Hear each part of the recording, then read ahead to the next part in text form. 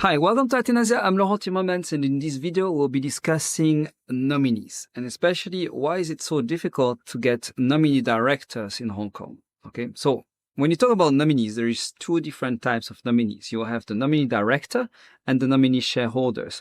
Now, nominee shareholder is not a big problem. It's quite easy to get somebody being nominee shareholder. Nominee director is another issue. So if you don't know what is a nominee director, really in brief, is somebody that will act on your behalf in the jurisdictions where you opened your company.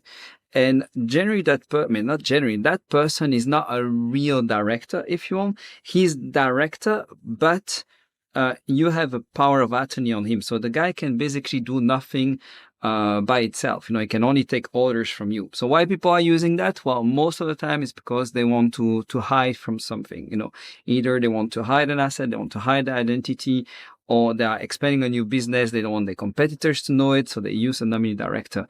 There's also, as you can imagine, a lot of people with bad intentions doing that, either for money laundering, for terrorism financing, sometimes just for tax evasion. So that's the situation. That's why we use nominee director. Now, the issue in Hong Kong is that the good news first in Hong Kong is you don't need a nominee director. It's not like in other jurisdictions where it's kind of mandatory. But in Hong Kong, you don't need. But the issue in Hong Kong is that the nominee director is considered by the law as a normal director. So if there is any issue with your company, if it turns out that you actually really do some money laundering, you do drug trafficking or something like that, and there is some ongoing investigation on you, and suddenly, the police realize that, oh, this company is doing something wrong, then they will go straight to the nominee director. The guy has no idea what's going on in the business, and then suddenly, he's being taken to custody and he's having trouble. Because for Hong Kong, if you're a director, you're a director.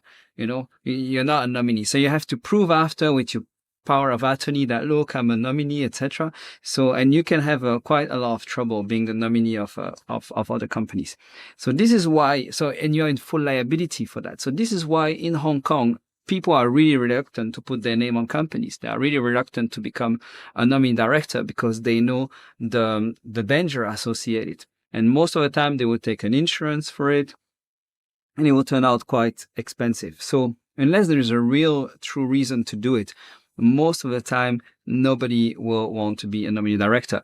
From time to time, some of our clients are asking for it, and then when we know the clients really well, we have been doing the accounting for years, we know they are clean, we have a track record with them, then we propose our staff whether they want to act as nominee for that client. And then it's a relationship between the clients and the staff. But we don't provide the service. And you will see there's less and less people providing the service, and less company, because, we're in full liability.